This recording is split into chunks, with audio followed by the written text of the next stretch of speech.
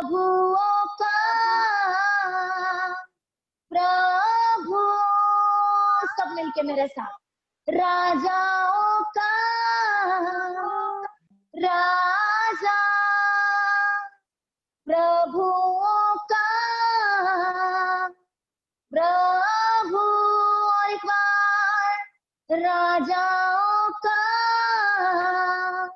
राजा,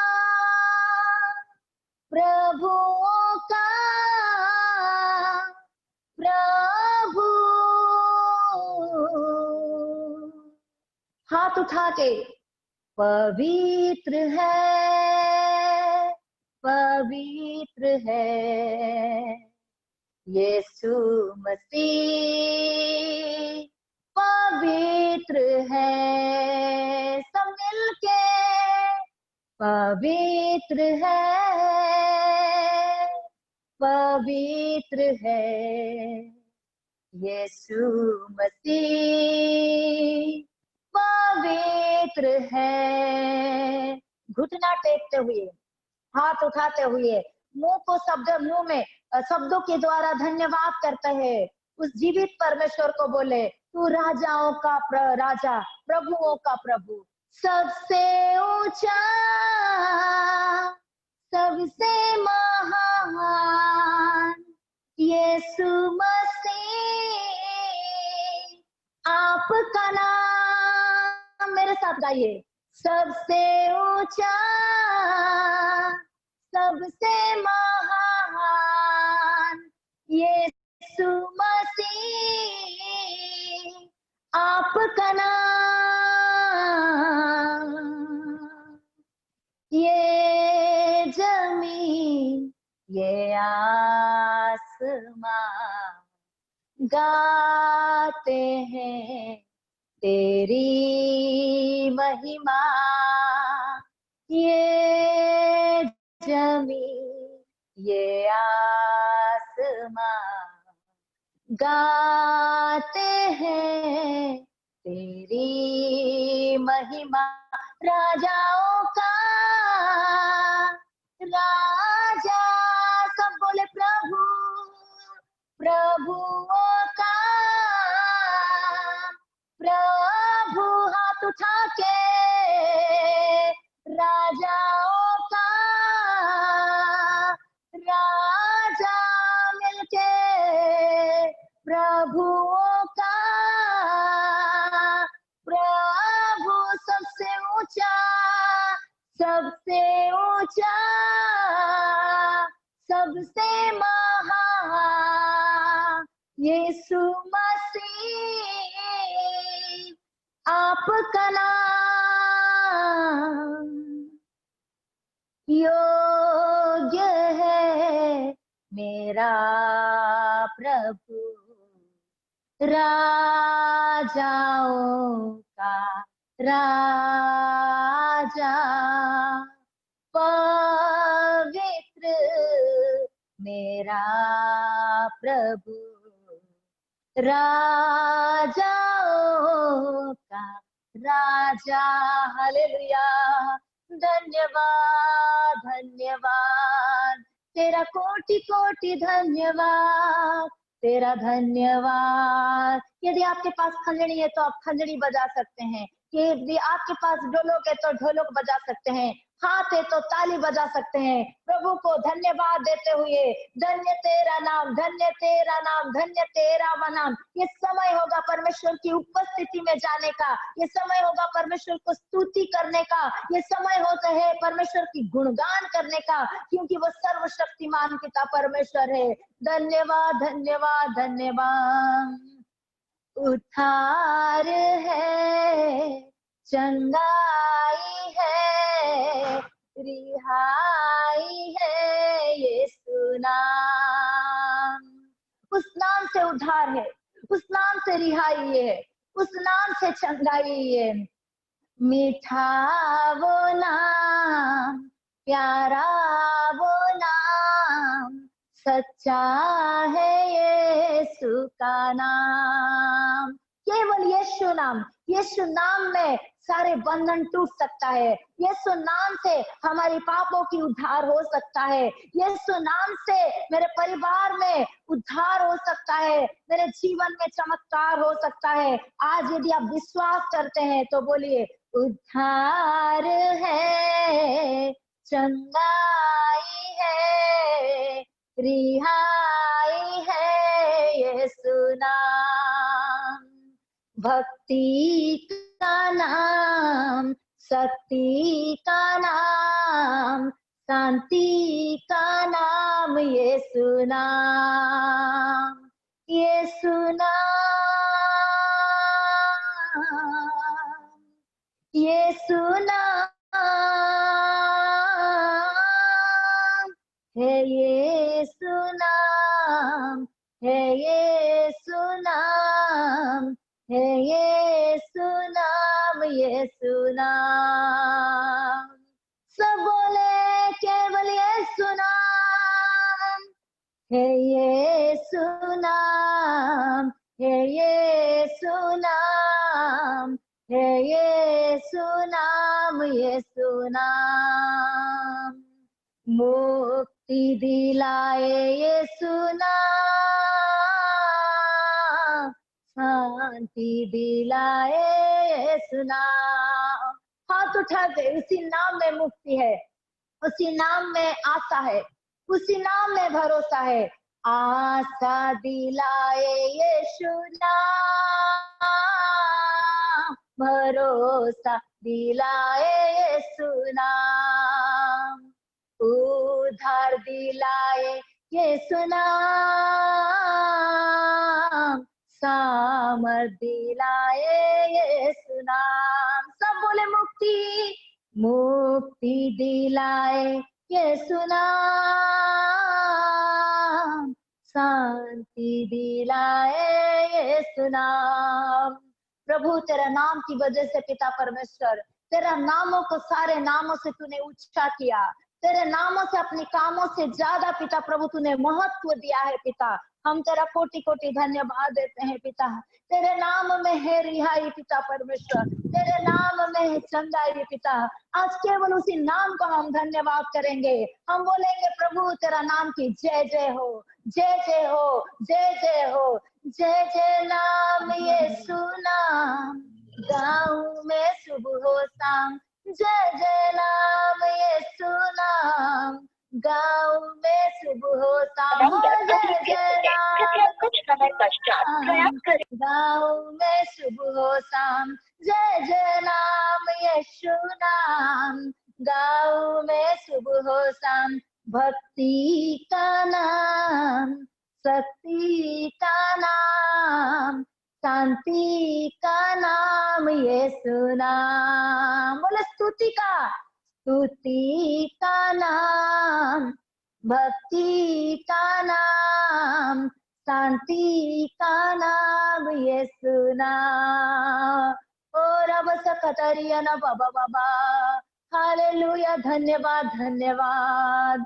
अद्भुत पराक्रमी परमेश्वर तेरा धन्यवाद। तू जीवित है, तू अद्भुत है। और रबा रबा, अन्य अन्य भाषा में धन्यवाद दे, मुंह खोल के धन्यवाद दे। आपकी आवाज प्रभु तक पहुंचना चाहिए। कोई आपकी बगल वाले नहीं सुनना चाहिए, लेकिन मेरे और आपके आवाज केवल उस जीवित परमेश्वर को पहुंचना चाहिए, केवल उसी की महिमा होना चाहिए। प्रभु धन्यवाद धन्यवाद धन्यवाद धन्यवाद धन्यवाद धन्यवाद। और अब सकतरिया न कदरिया लबा, धन्य धन्य धन्य धन्य धन्य धन्य धन्य धन्य धन्य धन्य धन्य। प्रभु तू राजाओं का राजा, तू केवल योग्य है, तू केवल सामर्थ्य है, तू केवल दयालु है। धन्यवाद धन्यवाद। प्रभु धन्यवाद देते हैं पिता, ये सुंदर समय के लिए धन्यवाद देते हैं। जितनों ने घुटना टेक के पिता तेरे आराधना कर रहे हैं, जो तेरी बड़ाई कर रहे हैं पिता परमेश्वर, मुंह खोल के धन्यवाद दे रहे हैं। केवल यीशु मसीह तेरा नाम ऊंचा होने पाए। प्रभु तू हमारे मध्य में आज की सुबह आ जा पिता परमेश्वर, तू हमारे बीच में आज की सुबह आ जा पिता परमेश्वर। प्रभु हम भारत की भिन्न भिन्न जगह में है, लेकिन पिता जहाँ भी कहीं है तेरा नाम पिता परमेश्वर ऊंचा होने पाए। हमारे जीवन के द्वारा, हमारी शब्दों के द्वारा, हमारे मन के द्वारा पिता, हमारे विचारों के द्वारा पिता परमेश्वर, हमारे ध्यान के द्वारा तेरा नाम महिमा होने पाए। मुंह खोलिए, मुंह खोलिए। यदि ताली बजाना है तो ताली बजाइए, अन्य भाषा बोलना है तो अन्य भाषा बोलिएगा, लेकिन परमेश्वर की उपस्थिति में चलिएगा। ओ रबा दरिया रगा सकतरिया रबा, हालेलुया। प्रभु धन्यवाद देते हैं पिता, सारा आदर महिमा हम तुझी को देते हैं। Hallelujah, hallelujah. सब आंख खोले, एक बार जोर से चिल्ला के बोले हालेलुया, हालेलुया, हालेलुया। आज एक नया गाना गाएंगे, पुराना गाना है लेकिन ताली बजा के उस गाना को गाएंगे, और मैं विश्वास करती हूँ उस गानों के द्वारा परमेश्वर आपसे बात करेगा। ठीक है, मैं विश्वास करती हूँ। उस गाना इस प्रकार है, ये उर्दू सॉन्ग है, और ताली बजा के, यदि आपके पास ढोलक है तो ढोलक बजा सकते हैं, खंजड़ी है तो खंजड़ी बजा सकते हैं, और हम उस गाना को सीखेंगे। हे जावेदा यीशु मसीहा, हे जावेदा मतलब हे सर्वशक्तिमान परमेश्वर यीशु मसीहा। बोलिए हे जावेदा यीशु मसीहा, बोलिए यस, हे जावेदा यीशु मसीहा। ठीक है, मैं एक बार गाऊंगी, फिर इसके बाद आप गाइएगा। यदि मेरे साथ इस गाना को आप जानते हैं तो जरूर गाइएगा। हे जावेदा यीशु मसीहा, हे जावेदा यीशु मसीहा, ताली बजाइए। हे जावेदा यीशु मसीहा, मेरे साथ, हे जावेदा यीशु मसीहा। और एक बार, हे जावेदा यीशु मसीहा, हे जावेदा यीशु मसीहा। तू आखिर और तू अव्वल है, बोले तू आखिर और तू अव्वल है, इस दिल का तू बादशाह है। तू आखिर और तू अव्वल है, इस दिल का तू बादशाह है। तू आखिर और तू अव्वल है, इस दिल का तू बादशाह है। हे जावेदा यीशु मसीहा, हे जावेदा यीशु मसीहा, सब मिलके हे जावेदा यीशु मसीहा, हे जावेदा यीशु मसीहा। आखिरी में हम इस तरीके से गाएंगे, हालेलुया हालेलुया, सब मिल गाए हालेलुया। बोलिए हालेलुया हालेलुया, हालेलुया हालेलुया, सब मिल गाए हालेलुया। हाथ उठा के हालेलुया हालेलुया, हालेलुया हालेलुया, सब मिल गाए हालेलुया, हालेलुया हालेलुया, सब मिल गाए हालेलुया। हे जावेदा यीशु मसीहा, हे जावेदा यीशु मसीहा, हे जावेदा यीशु मसीहा, हे जावेदा यीशु मसीहा। 3 बार हम चिल्ला के बोलेंगे हालेलुया, हालेलुया, हालेलुया। आइए हम प्रार्थना में जाएंगे। प्रभु धन्यवाद देते हैं सुंदर समय के लिए, तूने हमारा आराधना को ग्रहण किया, धन्यवाद प्रभु। बोलने वाले और सुनने वाले तेरे हैं पिता, आज की वचन को हम तेरे हाथों में देते हैं पिता। प्रभु हम दोनों की जिंदगी में, बोलने वालों के लिए और सुनने वालों की जिंदगी में काम होने पाए पिता। हम धन्यवाद देते हैं सुंदर सभा के लिए पिता। प्रभु ये ग्रुप के लिए धन्यवाद देते हैं, होली फायर मिनिस्ट्री के लिए धन्यवाद देते हैं। आगे को जितने लोग इस सभा में शामिल होते हैं सबों को तो आशीर्वाद कर, तू बोल और बातचीत कर, प्रभु यीशु मसीह के नाम से मांगते हैं, आमेन आमेन। कैसे हैं आप सब? कैसे हैं आप सब? सब अच्छे हैं? सुन के मुझे बहुत अच्छा लगा। मेरी आवाज नहीं आपकी आवाज मेरे तक नहीं पहुंच रही है, लेकिन मैं विश्वास करती हूँ कि सब अच्छे हैं। हालेलुया, प्रभु को बहुत बहुत धन्यवाद। सब लोग अच्छे हैं, जैसे आप लोग बता रहे हैं कि सब लोग अच्छे हैं, और मैं विश्वास करती हूँ इन दिनों में परमेश्वर हमारे जीवन में बात करें। पिछले दिनों में हम किस बात के ऊपर, किस टॉपिक के ऊपर बात किया था, किसी को याद है? किसी को याद है?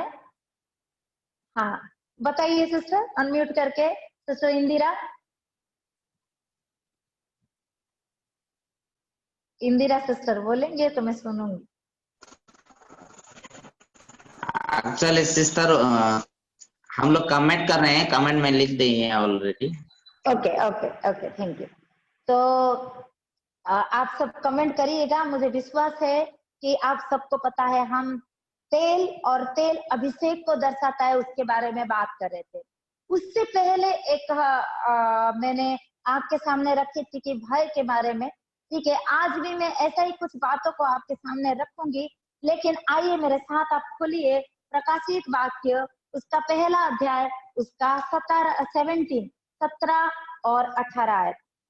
प्रकाशित वाक्य उसका 17 और पहला अध्याय उसका 17 और 18 आयत। ये प्रकाशित वाक्य किसने लिखा है आपको मालूम होगा। प्रकाशित वाक्य यूहन्ना जो यीशु की चेला है, जो यीशु मसीह के साथ 3.5 साल सेवकाई किया है, उसने इस प्रकाशित वाक्य को लिखा है। शायद मैं पिछले दिनों में इस बातों के ऊपर आपके साथ डिस्कस किया था।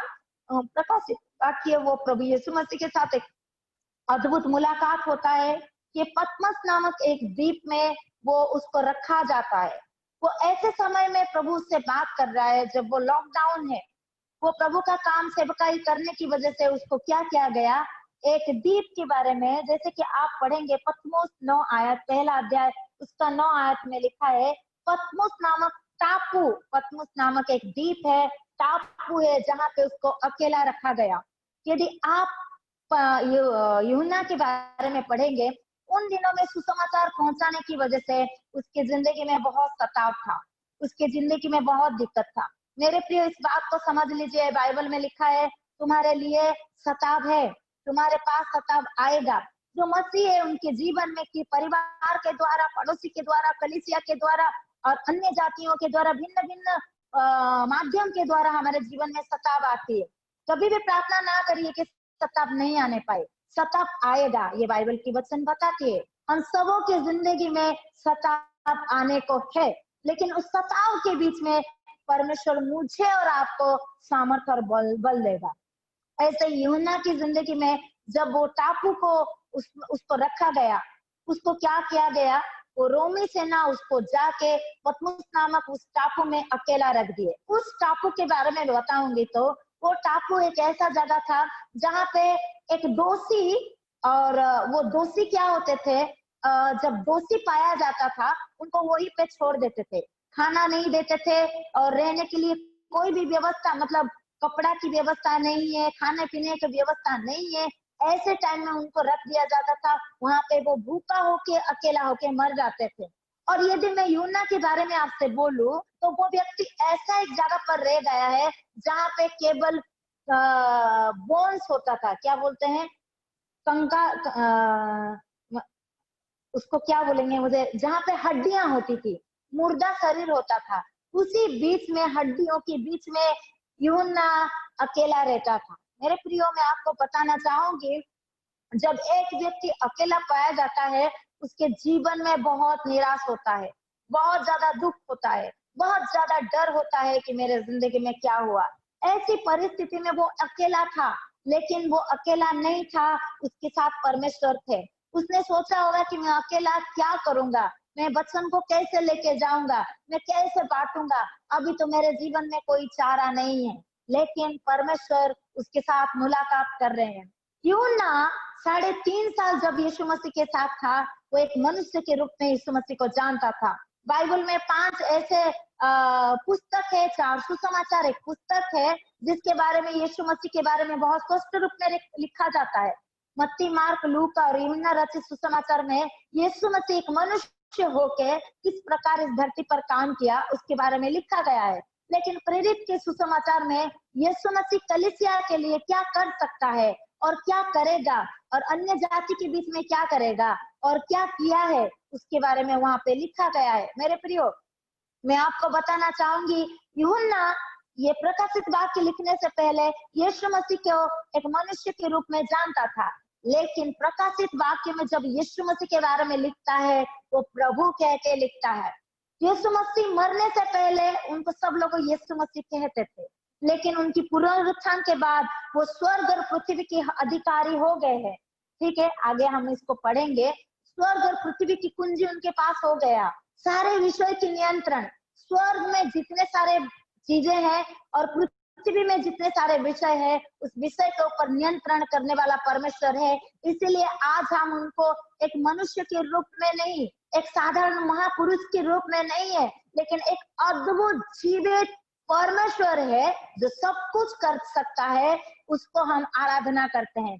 जब यूहन्ना प्रकाशित वाक्य को लिख रहा था, तब एक प्रभु के रूप में जाना और लिखा। यदि आप 9 से 16 तक आप पढ़ेंगे, 17 तक आप पढ़ेंगे, तो यीशु मसीह दिखता कैसा है। ठीक है, बहुत सारे लोग यीशु मसीह का फोटो जाके अपने रूम में लगा देते हैं। उनका लंबा लंबा बाल होता है और उनका बहुत कपड़ा होता है, हाथ को ऐसा फैला हुआ, इधर एक दिल है, ऐसा बाइबल में कहीं पे भी नहीं लिखा। यदि यीशु मसीह दिखता कैसा है, यदि आपको जानना है तो आप प्रकाशित वाक्य जरूर पढ़िएगा। वहां पे लिखता है कि उसका चेहरा सूर्य से भी तेज है, उसकी दाहिने हाथ में वो 7 तारा को पकड़ा है। यदि मैं तारा के बारे में बताऊंगी, सूर्य भी एक तारा है, लेकिन सूर्य पृथ्वी के नजदीक में होने की वजह से उसकी किरण बहुत तेज है। यदि तारा के बारे में बात करूं तो एक एक तारा सूर्य की समान, जिसको हम ग्रह कह सकते हैं। और यीशु मसीह खुद जो ज्योति है, अपनी दाहिने हाथ राइट हैंड में 7 तारा को पकड़ के रखा है। यदि उनकी बाल में मैं बात करूं तो उनका बाल सफेद ऊन के समान। कितने लोग घर में स्वेटर पहनते हैं, ऊन वाले स्वेटर, हम सबके घर में है ना, ठंड के दिन में हम स्वेटर पहनते हैं, लेकिन उनके बाल कैसा मालूम है? हमारे जैसा बाल नहीं है। तेल लगाते हैं, नारियल, आलमंड, डाबर का तेल लगाते हैं और उसमें हम शैम्पू लगाते हैं, शाइनिंग करते हैं। लेकिन यीशु मसीह का बाल कैसा है? यदि देखना है बाइबल में तो बोलते हैं ऊन की समान। यदि उनकी आंख धड़कती हुई आंख के समान, यदि कोई धड़कती हुई आंख देख रहे हैं तो हम उसके सामने जाके खड़े नहीं हो सकते। आंख धड़कती हुई आंख के समान। उनके पैर कैसा है? तो पीतल के समान। ये सारे आप पढ़िए मेरे प्रियो। फोटो में जो आर्ट किए गए वैसा नहीं है हमारी यीशु मसीह। यदि स्वर्गीय परमेश्वर के बारे में जानना है, वो एक आत्मा है। उनकी छाती में वो हमेशा सोने का एक, वो बहुत अच्छा लिखा है, छाती पर सोने का पटुका बंधा हुआ है। उनका सर से उनका कपड़ा, पूरा शरीर में कपड़ा ढका हुआ है। मेरे प्रियो, उनकी आवाज सुनेंगे तो उस लहर के समान बताया गया है। ये सारी बातें आपको जानने का जरूरी है। ये सारी बातें जब यूहन्ना लिखता है, वो ऐसा एक परमेश्वर के बारे में लिख रहा है जिसका हम वर्णन नहीं कर सकते। यदि 40 डिग्री धूप हो जाता है तो हम बाहर, यदि आप जाएंगे, तेज धूप है, 40 डिग्री है, क्या आप सूरज को देख सकते हैं? नहीं देख सकते। लेकिन बाइबल में लिखा है कि उनका मुख का तेज दोधारी तलवार है, उनका शब्द बहुत जल की समान है और उनकी आंखें आग की समान है, और वो सूर्य से, ऐसा लिखा है, सूर्य से भी ज्यादा तेज उनका मुख है। मेरे प्रिय, इस बात को पढ़िए। लेकिन मेरा आज ये टॉपिक उनकी वो दिखते कैसे हैं उसके ऊपर नहीं है, लेकिन आज मैं आपको कुछ ऐसी बातें बताना चाहूंगी जिस बात के लिए मुझे और आपको डरना नहीं, क्योंकि हमारे पास एक ऐसा परमेश्वर है। वो परमेश्वर है कौन? आइए हम पढ़ेंगे पहला अध्याय प्रकाशित वाक्य, उसका 17 और 18 आयत। मेरे साथ आप वचन को जरूर देखिएगा, मैं आपके लिए पढ़ूंगी। यूहन्ना इस बात को बता रहे हैं, जब मैंने उसे देखा तो उसके पैरों पर मुर्दा सा गिर पड़ा। उसने मुझ पर अपना दाहिना हाथ रखकर, मत डर, मैं प्रथम और अंतिम और जीविता हूँ। मैं मर गया था और अब देख, मैं युगानुयुग जीविता हूँ, और मृत्यु और अधलोक की कुंजियां मेरे ही पास है। जब हम इस वचन को पढ़ रहे हैं मेरे प्रियो, 4 बातों को आज हम देखेंगे। 4 बातों में यदि मेरे पास टाइम होगा तो मैं 4 को 4 समझाऊंगी, नहीं तो 2 बातें ही मैं आज स्पष्ट रूप से आज आपको समझाने के लिए कोशिश करूंगी। यहाँ पे यूहन्ना उस यीशु मसीह को देखा जिसके साथ 3.5 साल एक मनुष्य के रूप में रहा करता था। लेकिन अब जब उसका मुलाकात होती है, वो उसके चेहरे सर से लेके पांव तक वर्णन करने के बाद उसके सामने वो झुक गया और वो डर गया। ठीक है, वो डर गया। तभी परमेश्वर आके उसको बोला मत डर। हालेलुया। तब परमेश्वर आके बोला मत डर। परमेश्वर यदि आज कोई भी परिस्थिति हमारा जीवन में लेके आ रहे हैं तो न्याय करने की वजह से लेके नहीं आ रहे हैं, वो हमसे प्रेम कर रहे हैं, उद्धार देने के लिए वो हमको हमारे जीवन में परिस्थितियां को लाते हैं। हालेलुया। परमेश्वर कभी भी हमको न्याय करने के लिए परिस्थिति नहीं लेके आते हैं, लेकिन उद्धार देने के लिए। बाइबल बताती वो प्रेमी परमेश्वर। हम परमेश्वर को किस रूप में देखते हैं? यदि हम प्रार्थना नहीं करेंगे तो वो न्याय करेगा, यदि हम पवित्र जीवन नहीं बिताएंगे तो वो न्याय करेगा। लेकिन परमेश्वर का उद्देश्य न्याय करने का नहीं है मेरे प्रियो। परमेश्वर का उद्देश्य प्रेम करके उद्धार करने का है। इसीलिए वो कभी भी हमारे पास आते हैं तो दया और करुणा और प्रेम से भर जाते हैं। इसीलिए यूहन्ना जब अपनी पुस्तक को लिखते हैं, 3 खत उन्होंने लिखा, एक सुसमाचार लिखा और ये प्रकाशित वाक्य को लिखा, 5 उन्होंने लिखा है। हमेशा हर जगह पे उनकी प्रेम की परिभाषा को समझाया। परमेश्वर प्रेम है, परमेश्वर प्रेम है, इसी बातों को उन्होंने समझाया। जब हम यहाँ पर देखते हैं 4 बातों को हम देखते हैं। पहली बात है, उन्होंने कहा, क्या कहा? यूहन्ना को प्रभु यीशु मसीह ने कहा कि मत डर। पहली बात है, मैं प्रथम और अंतिम। हालेलुया। बोलिए परमेश्वर प्रथम और अंतिम। हालेलुया। बोलिए परमेश्वर प्रथम और अंतिम। दूसरा वहां पे लिखा है, मैं युगानुयुग जीवित हूं। मेरा और आपका परमेश्वर एक जीवित परमेश्वर। हालेलुया। ठीक है, मेरा और आपका परमेश्वर एक जीवित परमेश्वर है।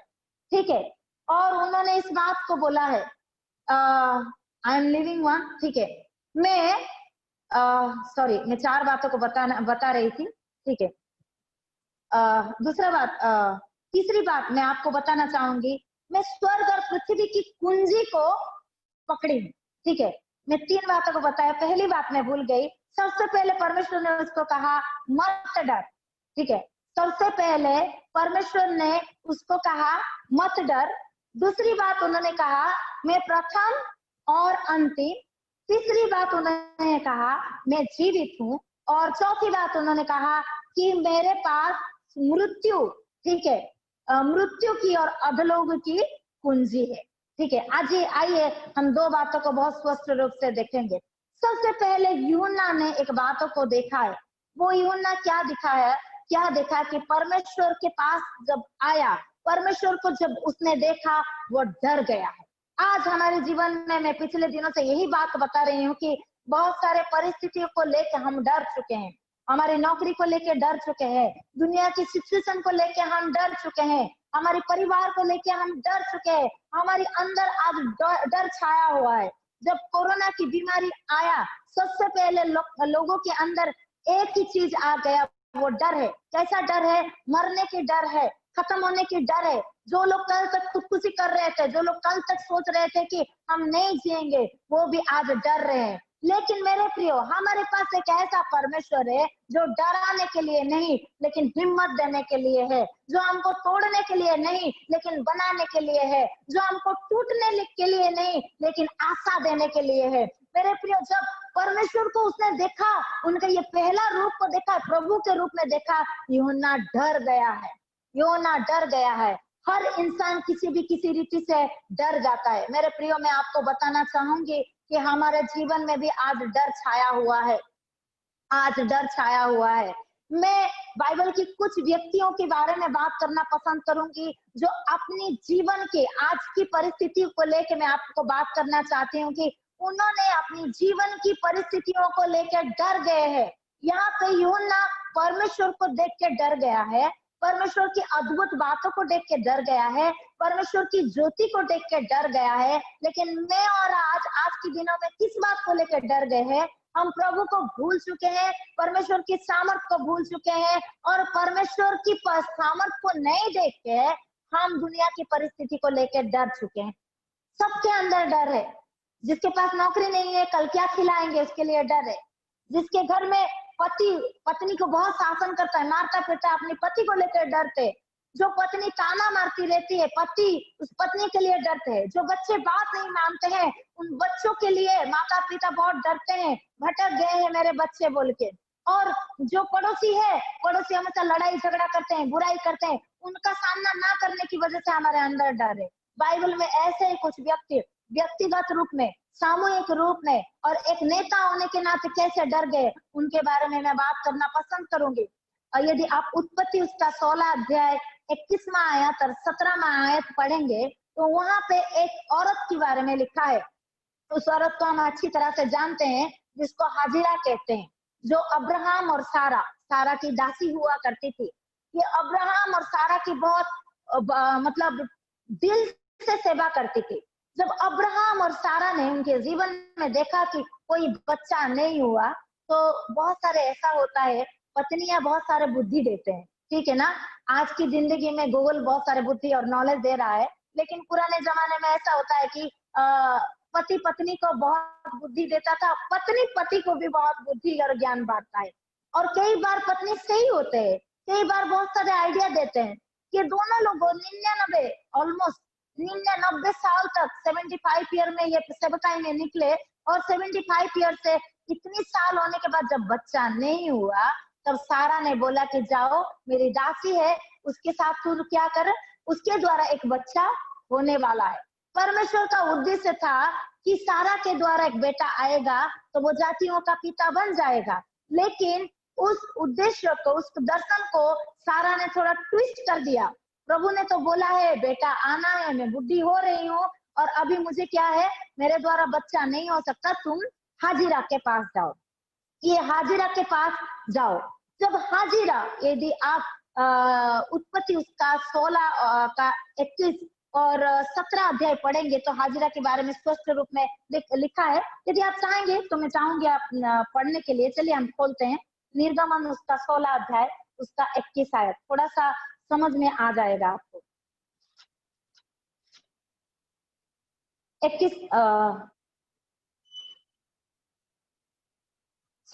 16 अध्याय में पूरा हाजिरा के बारे में लिखा है, और हम 21 का 17 पढ़ेंगे, ठीक है। 21 का 17 हम लोग पढ़ेंगे। 17 में इस प्रकार लिखा है, 16 में इस प्रकार लिखा है, और आप उससे तीर भर के टप्पे पर दूर जाकर उसके सामने ये सोचकर बैठ गई, मुझको लड़की की मृत्यु देखनी ना पड़े। मुझे उसके सामने बैठी हुई चिल्ला चिल्ला के रोने लगी। अब 17 में आपके लिए पढ़ूंगी। परमेश्वर ने उस लड़के की सुनी और उसके दूतों ने स्वर्ग से हाजिरा को पुकार के कहा, हे हाजिरा, मुझे क्यों हुआ, मत डर। मैं हाजिरा के बारे में कुछ बातें बताना चाहूंगी। यहाँ पे ऐसी एक औरत है जो डर गई है। आज हमारी दुनिया में हमारी परिस्थिति को देख के हम डर गए हैं। हाजिरा, उन्होंने क्या किया, अब्राहम और सारा के साथ बहुत सही तरीका से जब जी रही थी, उसकी जिंदगी में बहुत सारे आशीषें थी, लेकिन जब घमंड आया, उसके जीवन में दिक्कत आया। वो क्या घमंड करने लगा, मैं अपनी मालिक को और मालकिन को बच्चा दे सकती हूँ। जब ये घमंड को देखा, सारा ने क्या किया, उसको घर से निकाल दिया। पहली बार वो खुद से भाग के आ गई थी 16 अध्याय में, लेकिन परमेश्वर ने उससे बात किया, मैंने तुझे वहां पे रखा है, तू जा। तब भी वो खुद से भाग के चली गई थी। जब अपने आप को दीन किया, परमेश्वर ने उसको आशीष दिया। दूसरी बार जब उसकी बेटा हुआ तो उसने घमंड किया, मैं अपनी मालकिन से बड़ा हूँ। प्रियो, हमारे जीवन में डर भय इसलिए आता है, कभी कभी हम हमारे जीवन में दिक्कत के कारण बन जाते हैं। यहाँ पे ऐसा हुआ कि उन्होंने घमंड किया, घमंड की वजह से उसके जीवन की परिस्थिति बहुत विपरीत हो गया। आशीष के बदले श्राप आ गया, आशीष के बदले उसके जीवन में अकेलापन आ गया, आशीष के बदले उसके जीवन में रहने का स्थान नहीं मिला, आशीष के बदले उसके जीवन में खाना खाने के लिए भी स्थान नहीं था। जब उसने घमंड किया, अब क्या करता, अब्राहम एक कुप्पी पानी देता है और कुछ रोटी देता है। ये रोते हुए बेरसेबा जंगल की ओर आ जाती है, अकेले अकेले आ जाती है, एक छोटा बेटा को पकड़ के आ जाती है। कितना दिन वो पानी पिएगी, कितना दिन वो रोटी खाएगी। वो पानी खत्म हो गया, वो रोटी खत्म हो गया, अब उसके पास खाने के लिए भोजन नहीं है, उसके पास रहने के लिए जगह नहीं है। मेरे प्रियो, हमारे जीवन में दुख इसलिए आता है क्योंकि मैं और आप हमारे जीवन में क्रोध रखते हैं, घमंड रखते हैं, इसीलिए मुसीबत हमारे जीवन में आता है। इसीलिए मुझे और आपको दीन होने की जरूरत है। बाइबल में मत्ती उसका 5 अध्याय में परमेश्वर का यीशु मसीह का वचन है, वाणी है, नम्र लोग के धन्य है क्योंकि वो पृथ्वी की अधिकारी होंगे। परमेश्वर दीन और नम्र लोगों को उनको भाता है। यदि आप यशायाह का पुस्तक पढ़ेंगे और यदि आप वचन संहिता पढ़ेंगे, वहां पे परमेश्वर दीनता के बारे में बात करता है। मुझे और आपके अंदर घमंड आता है, तो घमंड बाइबल बताती है, नीति वचन उसका 18 का 12 में लिखा है, गिरने से पहले इंसान को घमंड आता है। और भजन संहिता में दाऊद कहता है, परमेश्वर दूर से ही घमंडी को देखते हैं। इसीलिए मेरे प्रियो, हमारे जीवन में धन को लेके कभी घमंड नहीं करना, वचन को लेके कभी घमंड नहीं करना, ज्ञान को लेके कभी घमंड नहीं करना, हमारी नौकरी को लेके कभी घमंड नहीं करना। ये सारी चीज हमको गिराने की ताकत रखता है। मेरे प्रियो, मैं और आप परमेश्वर के सामने झुक जाएंगे, दीनता रहेंगे, तो परमेश्वर सही समय में मुझे और आपको उठाएगा। यहाँ पे उसने घमंड किया, उसकी गलती हो गया और निकल गई। एक कुप्पी में पानी पकड़ के कुछ रोटी पकड़ के आ गई। पहला दिन उसने खाई होगी, दूसरा दिन अपने बच्चों को खिलाया होगी, लेकिन बनी बना रोटी और पानी कितना दिन रहेगा। अब उसके पास आशा नहीं था खाने के लिए और रहने के लिए, आशा और भरोसा नहीं था। अपने आप में वो अकेला पाई और जिंदगी को लेके बहुत डर गई। अब उसने एक झाड़ियों के नीचे बैठ के अपने बेटा को फेंक दिया और मृत्यु को मांगने लगा। मृत्यु को मांगने लगी। वो बोले, मैं अपनी बेटा का मृत्यु नहीं देख सकती। एक माँ जो अपने बेटा को खिला नहीं सकती, दूध पिला नहीं सकती, उसकी आंखों में, उसकी जीवन में दर्द के सिवा कुछ हो नहीं सकता। उसके पास नौकरी नहीं थी, उसके पास घर नहीं था। अब वो सोच रही थी, इस बेरशेबा जंगल में मैं कहाँ पे मेरे बेटा को रखूं। उसके मन में सवाल है। आज हमारे मन में भी यही सवाल हो सकता है, मैं मेरा परिस्थिति को कहाँ पे रखूं, मेरे जीवन में ये दुनिया के हालत को लेके कहाँ पे रखूं। ये मेरे प्रियो, ये जीवन में चिंता आना ये हो सकता है और आएगा, हम इंसान है। लेकिन मेरे प्रिय, एक बात को भूलना नहीं जो मैं आज आपके सामने रखना पसंद करूंगी। अब उसकी पानी खत्म हो गया और उसकी रोटी खत्म हो गया। उसके सामने अंधियारा दिख रहा था, कोई आशा नहीं दिख रहा था। उसी समय जब रो रही थी, टूट गई थी, बिखर गई थी, परमेश्वर की एक अद्भुत आवाज उसके सामने आ गया। हालेलुया! परमेश्वर की एक अद्भुत आवाज उसके सामने आ गया। जब हमारी जिंदगी में पानी और रोटी खत्म होता है और आप सोचते हो मेरे जीवन का अंत हो गया, अब नौकरी चला गया, मेरे पैसा जो था इस महीना का वो खत्म हो गया, यही सोच रहे हो, और मेरे पास कोई आने वाला नहीं, कोई देने वाला नहीं, आपकी जिंदगी के जो जमा हुआ चीजों खत्म हो गया और आप सोच रहे हो कि मैं अकेला पाया जाता हूँ, अकेला पाई जाते हूँ, तो आपके लिए वचन है, जब उसकी रोटी और पानी खत्म हुआ तब परमेश्वर ने उसकी आंखों खोल दी और एक कुआं को दिखाया। Hallelujah, hallelujah! जब हमारे जीवन में हमारा रखी हुई चीज खत्म होता है तब परमेश्वर एक अद्भुत काम को करता है और उसकी आंख खोल गई। एक कुप्पी में थोड़ा सा पानी था, लेकिन उसके सामने कुआं था, उसको समझ में नहीं आई थी, वो डर के मृत्यु मांग रही थी। इसीलिए सबसे पहले परमेश्वर ने उसे बोला, मत डर। अपने बगल वालों को बोलिए, मत डर। बोलिए, बोलिए, बोलिए। 2 बहनें बैठे हैं, कविता बहन, आप अपने बगल वालों को बोलिए, मत डर। बोलिए, हंसिए मत। अपने बगल में जो बहन बैठे हैं उनको थोड़ा हिला के बोलिए, मत डर। कविता बहन, जो भी है, एक दूसरे को देख के बोलिए, मत डर। जितने लोग देख रहे हैं, हाँ ये अच्छा लग रहा है, मत डर। चाहे वो बहन हो, माँ हो, अपने अपने परिवार में बैठे हैं, बोलिए मत डर। उस समय हाजिरा जंगल में थी। जंगल में उसको जानवर की आवाज सुनाई दे रही थी। जंगल में इसको खाने वाला कोई पेड़ दिखाई नहीं दे रही थी।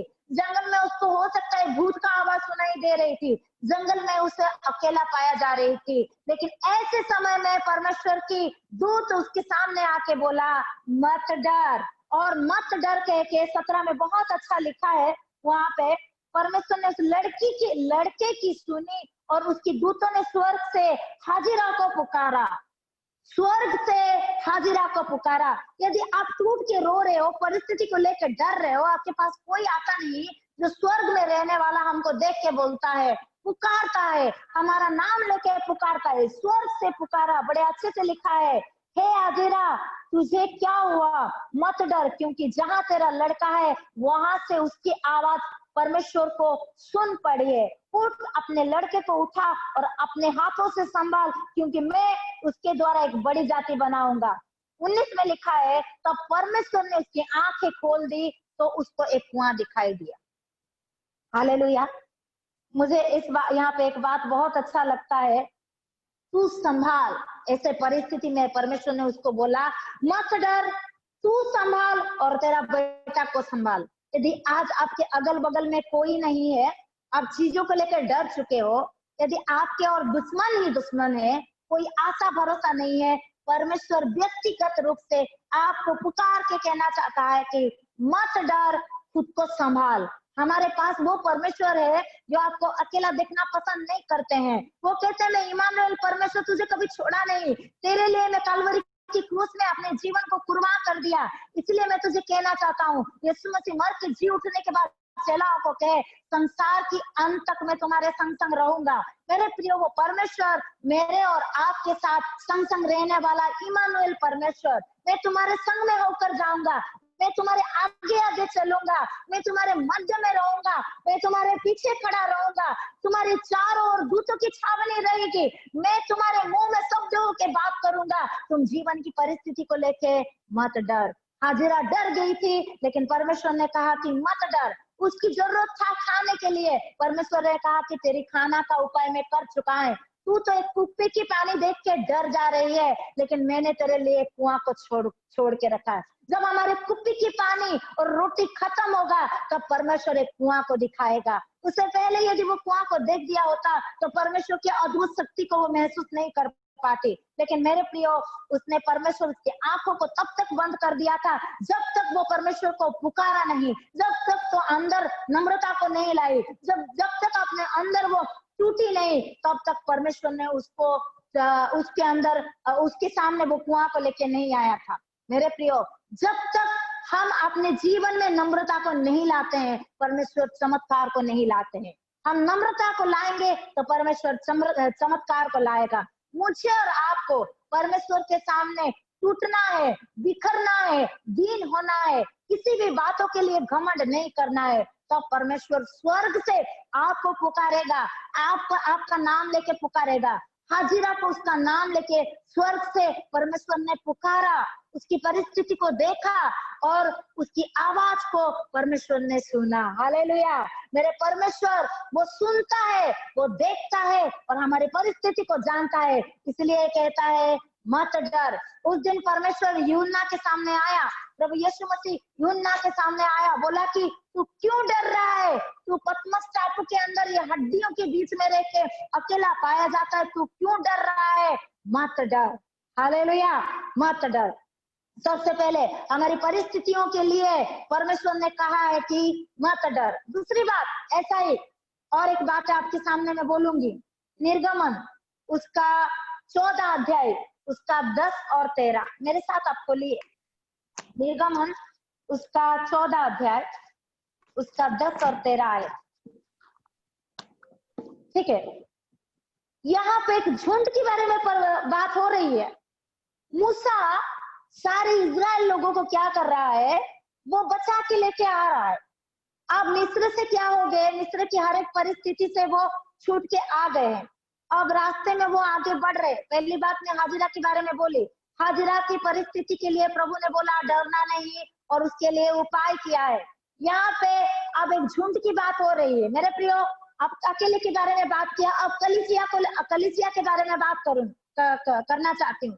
यदि आप एक कलीसिया हो, एक विश्वासी जन हो, जो प्रभु की वचन से उद्धार पाए हो, पाप से अलग हुए हो, और आज प्रभु यीशु मसीह को जानने के बाद यदि आपके अंदर डर रहे, तो कलीसिया वो वचन आपके लिए परमेश्वर आपसे क्या कहना चाहते हैं। 10 मैं आपके लिए पढ़ना चाहूंगी, निर्गमन उसका 14 अध्याय उसका 10वां आयत। वहां पे लिखा है, जब फिरौन निकट आया तब इजरायलियों ने आंख उठाकर क्या देखा कि मिस्र हमारे पीछा किए चले आ रहे हैं और इजरायली अत्यंत डर गए। आगे मैं पढ़ूंगी। और चिल्लाकर यहोवा की दहाई दी और वे मूसा से कहने लगे, क्या मिस्र से कब्र ना थी जो तू हमको वहां से मरने के लिए जंगल में ले आया? तूने हमसे ये क्या किया कि हमको मिस्र से निकल आया?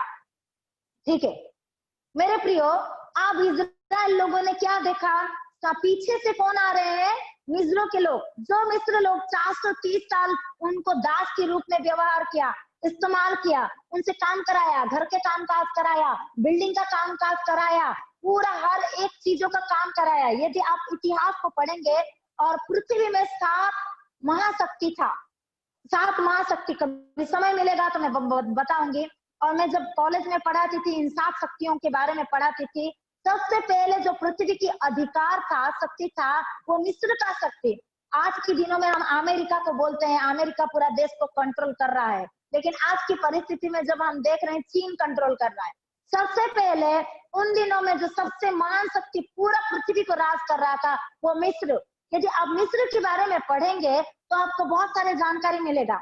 अब जितने सारे दवाई इस्तेमाल करते हैं, जितने सारे कार्य कला लिपि इस्तेमाल करते हैं, सब कुछ मिस्र से आया। जितने सारे जादू टोना है वो मिस्र से आया है।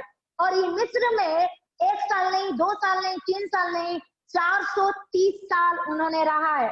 ओके, ये 430 साल में मिस्र की क्रूरता को उन्होंने देखा है। मिस्र उनको कितना टर्चर किए है, उतना दर्दनाक जिंदगी जिए हैं, कितना मारे, खाना खाने के लिए नहीं दिए, रहने के लिए स्थान नहीं दिए, उनको पूरा एक नौकर की तरह, एक प्रभु को जानने वाले लोगों को दास की तरह जो नुकसान पहुंचाया, उस सारे बातें उन्होंने देखा। अब जो देख रहे हैं कि पीछे क्या है, पीछे उनकी जिंदगी में कौन है? पीछे उनकी जिंदगी में वो है, एक शत्रु है जो पहले उनकी जिंदगी में बहुत दिक्कत कर चुका है। सामने क्या है? जैसे जैसे पढ़ते जाएंगे, सामने उनके सामने एक महासागर है। अभी ये दोनों परिस्थिति में बीच में आ गए। मेरे प्रियो, आज कलीसिया ऐसा है, हम बाहर जाके आराधना नहीं कर सकते, पास्टर आप तक पहुंच नहीं सकते। अब आप सोच रहे हैं हम मिल पाएंगे कि नहीं, हम एक साथ बात कर पाएंगे कि नहीं, हम एक साथ रह पाएंगे कि नहीं। यही हमारा जिंदगी में चल रहा है। एक सामूहिक रूप में हम सब लोग डर गए। यहाँ पे इजराइल लोग अत्यंत डर गए। वहां पे 10 में लिखा है, जब मिस्र को देखा, जब पुरानी बात याद आ गई, वो डर गए। यदि आज आप सोच रहे हैं कि ये मेरा परिस्थिति प्रभु को जानने के बाद कितना अच्छा चल रहा था, अचानक कैसे ठपक हो गया है, अब क्या होगा? मेरे जिंदगी क्या पुराना जैसे हो जाएगा? मेरे जिंदगी क्या पहले जैसा हो जाएगा? क्या मुझे खाना नहीं मिलेगा? क्या मुझे वही वापस वाली जिंदगी हो जाएगा? इजराइल लोग ये सारे बातें सोचने लग गए। डर कब आएगा? जब हम पुराने बातों को याद करते हैं, पुराने विषय को याद करते हैं, सोचते हैं कि हो सकता है हमारे जिंदगी में ऐसा हो जाएगा। मेरे प्रियो, अत्यंत डर गए। कब हम अत्यंत डर गए जाते हैं? डर गए और अत्यंत डर गए। और यहाँ पे एक सिंगल व्यक्ति नहीं था, बहुत सामूहिक रूप से।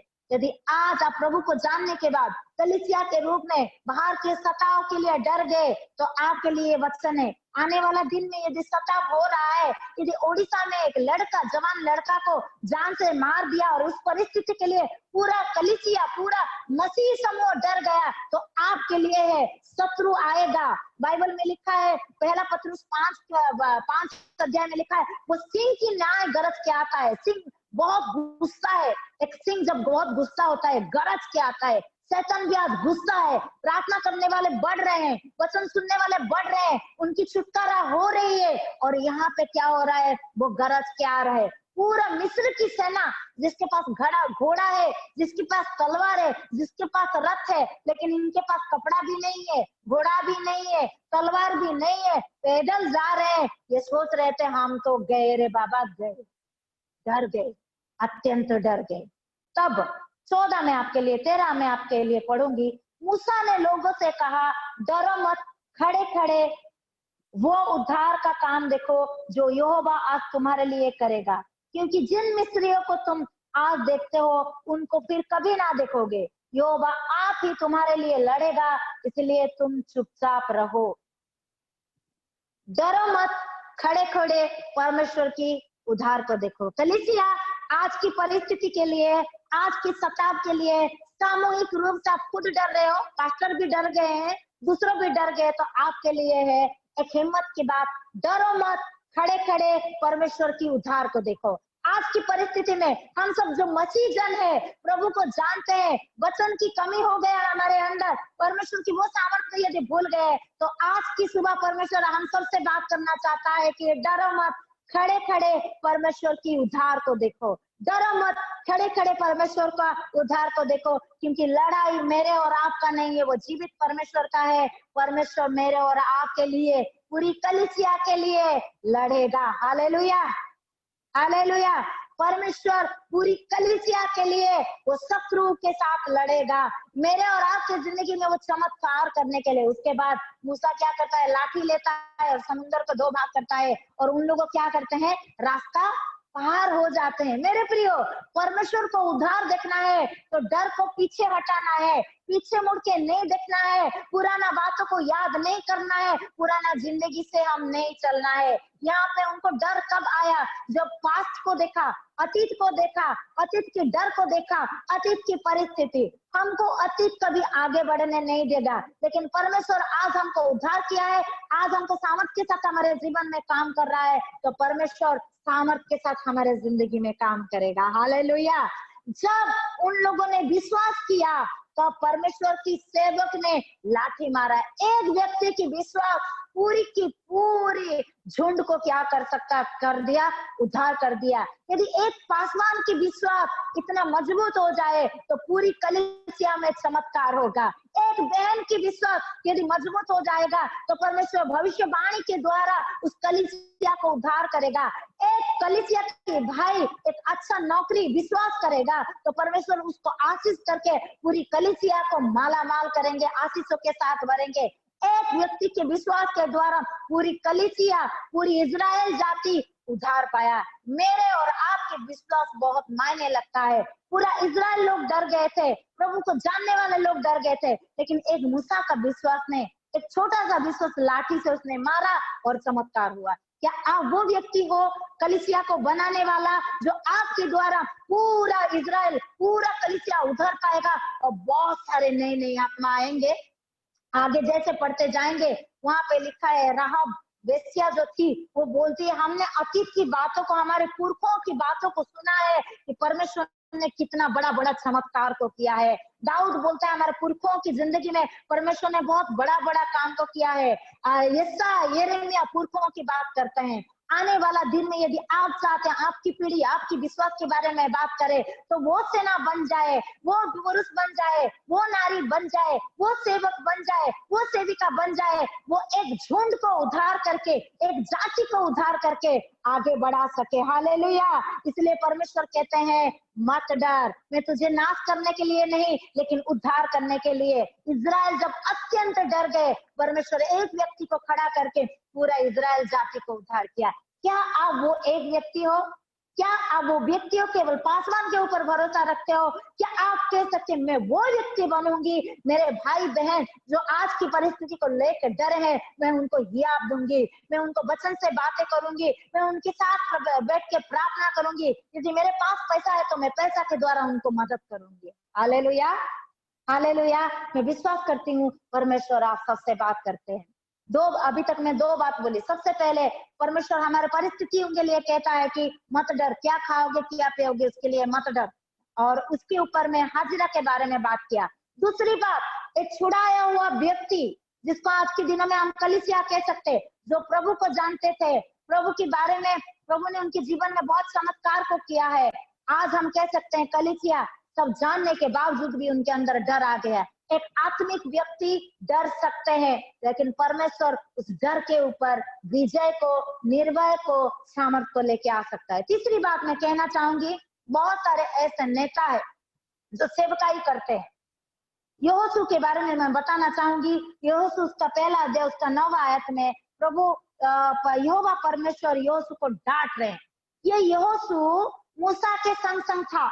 परमेश्वर ने उसको 80 साल में सेवकाई करने के लिए बुलाया, वो बूढ़ा हो चुका था, अब यहोशू ऐसा व्यक्ति था, यदि मैं उसको आपके बारे में बोलूं तो वो कोई भी गलत काम किया नहीं। जब मूसा पहाड़ के ऊपर से पर्वत के ऊपर चला गया तो यहोशू वो संदूक के सामने, वो परमेश्वर के सामने घंटों बैठ के आराधना करता था। उन दिनों में तंबू था, मिलाप वाला तंबू था, संदूक नहीं था। संदूक तो दाऊद ने बनाया। वो मिलाप वाला तंबू के सामने वो बैठ के परमेश्वर की आराधना करता था। एक व्यक्ति ऊपर आराधना करता था, एक व्यक्ति नीचे आराधना कर रहा था। एक व्यक्ति परमेश्वर के नजदीक हुआ करता था, एक व्यक्ति उन पापियों के साथ जो अपने के लिए एक मूर्ति बना रखे थे उनके सामने जाके उनके लिए दुआ कर रहा था। मेरे प्रियो, आज हमारा परिस्थिति ऐसा है तो मुझे और आपको नीचे घुटना टेक के परमेश्वर के सामने आना जरूरी है। और ये यहोशू परमेश्वर की चमत्कार को मूसा के साथ रहते हुए देख चुका था। अब परमेश्वर ने उसको एक जिम्मेदारी दिया। क्या जिम्मेदारी दिया? तुमको क्या करना है? ये इस्राएल लोगों को संभालना है। वो अभी कैसे संभालूंगा, इसलिए वो डर गया। पहला अध्याय 9 आयत तक आप जब पढ़ेंगे यहोशू का पहला अध्याय, तो वो 3 बार कहा हिया बांध और दृढ़ हो जा, हिया बांध और दृढ़ हो जा, हिया बांध। लेकिन जब 9वां आयत आप पढ़ेंगे, परमेश्वर उसको डांट रहे हैं, क्या मैंने तुझसे नहीं कहा कि हिया बांध और दृढ़ हो जा? यदि परमेश्वर हमारे जीवन में एक लीडर होने के नाते ये डर को भगा चुके हैं तो डरने का कोई जरूरत नहीं। परमेश्वर कहा कि जैसे मैं मूसा के संग था मैं तेरे संग संग होकर चलूंगा। और यहाँ पे परमेश्वर कहते हैं क्या मैंने तुझसे नहीं कहा? यदि आपका बेटा गलत कर रहा है तो आप डांट के बोलेंगे, क्या मैंने तुझे बार बार नहीं बात बोला नहीं कि वहां पे मत जा, उस दोस्त से ना मिल, उस काम को दोबारा ना कर? इसका मतलब हम डांट रहे हैं। यहाँ पे परमेश्वर डांट रहे हैं। किस लिए डांट रहे हैं? नहीं डरने के लिए डांट रहे हैं। आज यदि हम बहुत सारे वचन को सुनने के बाद, बहुत सारे बातें करने के बाद हमारे अंदर हम डर को लेके चल रहे हैं तो परमेश्वर हमारे ऊपर खुश नहीं है। प्रभु के जनों, परमेश्वर आपके ऊपर खुश नहीं। वो कह रहे हैं कोरोना बड़ा है कि मैं बड़ा हूँ, तुम्हारा आज की परिस्थिति बड़ा है कि मैं बड़ा हूँ। इसलिए परमेश्वर आपसे कह रहे हैं जो हो चुका है, जो हो रहा है वो होना चाहिए और होने दो। क्या मैं उस दिक्कत से, उस मुसीबत से बड़ा नहीं हूँ? तो हिया बांध और दृढ़ हो जा। अपने बगल वालों को बोलिए हिया बांध और दृढ़ हो जा, हिया बांध और दृढ़ हो जा। हालेलुया। मैं आपको एक बात कहना चाहूंगी, हिया बांधिए और दृढ़ हो जाए। अपने बगल वालों को बोलिए हिया बांध और दृढ़ हो जा। बोलिए हिया बांध और दृढ़ हो जा। यस, आप एक लीडर हो। जितने लोग यहाँ पे बैठे हो, आपके द्वारा यहोशू के समान परमेश्वर एक चमत्कार को करने वाला है। आपको सुसमाचार फैलाना है, आपको वचन को बांटना है। केवल पासवान वचन बोलेंगे तो आपको सुनना नहीं है, लेकिन मुझे और आपको आज की टूटी हुई दुनिया में वचन को लेके जाना है। इसलिए परमेश्वर कहते हैं यदि तुमको कहते हैं 4 लोगों के साथ मिलना नहीं तो डरिए मत। बाइबल कहते हैं ये सारी परिस्थितियां हमारे जिंदगी में आएगी, डरो मत, हिया बांध और दृढ़ हो जा। हालेलुया। हिया बांध और दृढ़ हो जा। मेरे प्रियो, मैं तो 4 पॉइंट रखा था, आगे को मैं नेक्स्ट टाइम यदि ऐसे मौका मिलेगा तो मैं नेक्स्ट टाइम में कंटिन्यू करूंगी। लेकिन आज एक पॉइंट, एक विषय में मैं आपको यहीं पे खत्म करना पसंद करूंगी। परमेश्वर ने यूहन्ना को बोला मत डर। क्यों नहीं डरना? क्योंकि तुझे ये सारे बातें लिखना होगा और तू सोच रहा है कैसे जाएगा, तू लिखेगा तो ये खत, ये लेटर क्या होगा, कलीसिया में पहुंच जाएगा। परमेश्वर कह रहे होंगे आज मत डर, तू घर के अंदर है और तू सोच रही है पूरा सरकार ने तो बोल के रखा है कहीं पे जाना नहीं, कलीसिया में आराधना नहीं करना है। लेकिन आज यदि प्रभु आपको भविष्यवाणी दे रहे हैं कलीसिया के लिए, अपने परिवार के लिए, तो आप लिख लीजिए आने वाला दिन में एक बहुत बड़ा चमत्कार परमेश्वर की ओर से पूरी दुनिया के लिए वो काम करेगा। हालेलुया। परमेश्वर जो वचन को दे रहे हैं, परमेश्वर जो दर्शन को दिखा रहे हैं, उसको लिख लीजिए। और परमेश्वर यदि बोल रहे हैं तू जा, तो जरूर जाइएगा, क्योंकि परमेश्वर कहना चाहता है कि हिया बांध और दृढ़ हो जा। हालेलुया। मत डर, हिया बांध और दृढ़ हो जा। जो यहोशू का परमेश्वर है, गिदियन में डर गया। यदि आप यशायाह के पास जाएंगे, यशायाह उसका 7:4 में मैं आपके लिए पढ़ना चाहूंगी। यशायाह उसका 7:4 में बड़े अच्छे से लिखा है। आखिरी में लिखा है मत डर और ना तेरा मन कच्चा हो, प्रभु यशा को, यिर्मयाह को, सारे लोगों को एक बात कह रहे हैं कि मत डर और तेरा मन को कच्चा ना कर, मैं तेरे संग संग हूँ। मेरे प्रियो, मैं आपको बोलना चाहूंगी कि परमेश्वर हमारे संग संग है। आज की दिनों में वो हमारे संग संग है, आज की परिस्थितियों में हमारे वो संग संग है, आज की झुंड में कलीसिया के साथ वो हमारे संग संग है। सारे पासवानों जो परमेश्वर की सुसमाचार लेके जा रहे हैं, परमेश्वर उनके संग संग है। इसीलिए प्रभु उस दिन कहा कि मत डर, मत डर, मैं तेरे संग संग हूँ। परमेश्वर ने उसकी आंखों को खोल दिया और बोला कि तू आज से ले। आज हो सकता है बहुत, आपको यदि प्रभु आप कविता लिख रहे हो तो गाना को लिख लो परमेश्वर की ओर से। दाऊद गाना लिख रहा, बहुत सारे सिंगर यहाँ पे बैठे हैं, यदि गाना को लिख रहे हो, ट्यून दे रहे हो, तो आने वाला दिन में हो सकता है आपकी गाना, आपके गीत को बहुत सारे लोग गाएंगे। इसलिए इन दिनों में मत डरो, गाना को लिखो, प्रैक्टिस करो। यदि परमेश्वर आपको वचन दे रहा है, आप उसको लिख लीजिएगा, एक सरमन, एक मैसेज तैयार करिए, क्योंकि आने वाला दिन में बहुत सारे झुंड के लिए आप एक उद्धार का कारण हो जाएंगे। यदि आज आपकी परिस्थिति बहुत सही है और आप अपनी परिस्थिति को लेकर डर रहे हैं, हाजिरा के समान, और मृत्यु को मांग रहे हैं, यदि हाजिरा की बात मैं बोलूंगी, जो मृत्यु को मांग रही थी, परमेश्वर वहां पे लिखा है वो जंगल में ही उसको क्या बना दिया, उसकी बेटा को जिसका नाम इस्माइल है, बहुत बड़ा धनुर्धारी बना दिया, जो धनुर के द्वारा पूरा जंगल में रहने वाला शत्रुओं को नाश किया। जो मौत को मांग रही थी, ऐसा एक माँ बन गई जो मौत को मांग रही थी। आने वाला दिन में उसकी बेटा के द्वारा उसके पहचान हो सकता है। हालेलुया। आज की सुबह में इतना कह के खत्म करना चाहूंगी। परमेश्वर यीशु मसीह जब चेलाओं को छोड़ के जा रहे थे, तब तो उन्होंने कहा मत डर, संसार के अंत तक मैं हमारे संग संग हूँ। आज प्रभु यही कहना चाहते हैं कि तू मत डर, तेरे परिस्थिति को लेके मत डर, तुम सब मिलके मत डरो। और कलीसिया जो तुम लोगों बड़े बड़े योद्धा हो, प्रभु के सेवक हो, आज की परिस्थिति के लिए मत डरो, क्योंकि मैं तुम्हारे संग संग हूँ। मैं नाश करने के लिए नहीं, जो योजना मैंने बनाया वो हानि के लिए नहीं, एक आशा के लिए है। हालेलुया, जोर से बोले हालेलुया, हालेलुया। आज ये एक ही पॉइंट कह के खत्म करूंगी। आने वाला दिन में यदि मौका मिलता है, मैं आपके बीच में आती हूँ, तो दूसरा पॉइंट में आपको जो 4 पॉइंट मैंने आपको बताया उसके ऊपर मैं बातचीत करूंगी। यदि आज परमेश्वर आपसे बात किया, आइए हम अपने आप को, अपने आंखों को बंद करें और परमेश्वर के सामने झुक जाए और अपने बगल वालों के हाथ पकड़